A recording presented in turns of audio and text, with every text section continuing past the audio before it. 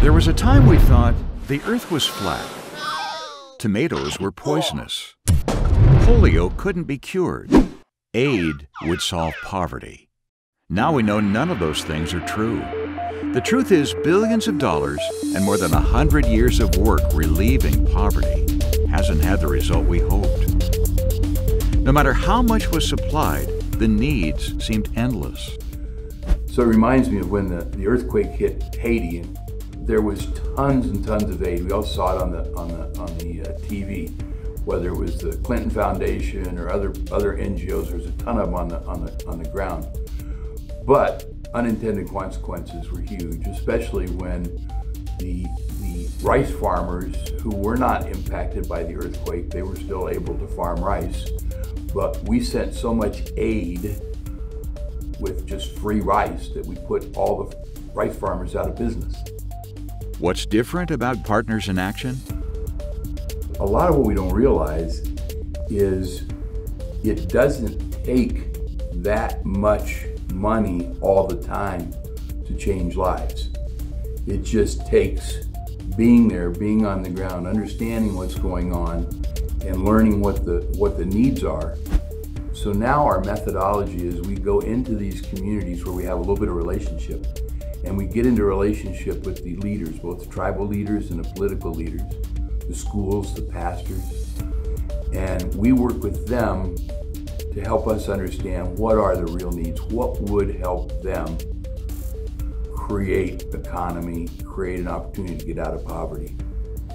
And because they know, I mean, people that live on $1 a day have to be pretty smart and creative to survive. Partners in Action is a nonprofit organization dedicated to doing more than helping. They want to lift people out of poverty for good by giving more than aid, by fostering and building thriving economic systems. You know, we talk about ABCD, asset-based community development. We need to understand what the assets are there. What are the physical assets? What are the business assets? What are the people assets? First things that we know we need to find out when we do our assessments is, do they have access to water? Do they have access to clean water? What's the electricity situation? Do they have electricity? Is it expensive? Is it up and down a lot? What about the school, right? So we can't just help build the economy of the community without educating the kids. And so things like electricity and Wi-Fi become very important. Once we've done that assessment, then we'll start to build that plan of what are those businesses we need to start, who are the people that could lead those, and then it's just a matter of having the money to launch the businesses, and usually that business is fulfilling a need in the community first.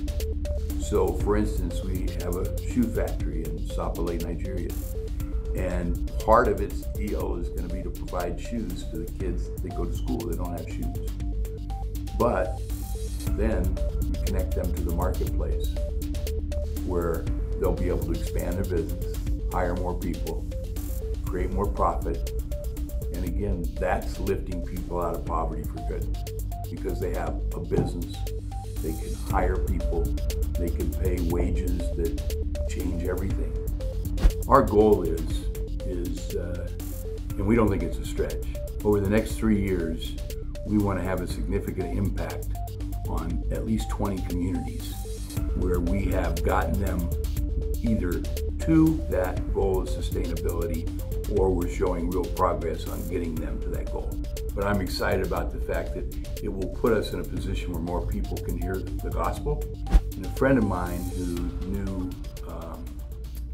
Bill Bright said he had a phone call with him the last day just before he passed away, and he said, I really appreciate all the years we've worked together. I'm dying with my boots on, and I expect you to do the same. And that's kind of our little motto here. We're all going to die with our boots on. Today, we know the world isn't flat. Tomatoes aren't poison. Polio can be cured. And we believe poverty can be solved. Partners in Action, lifting people out of poverty for good.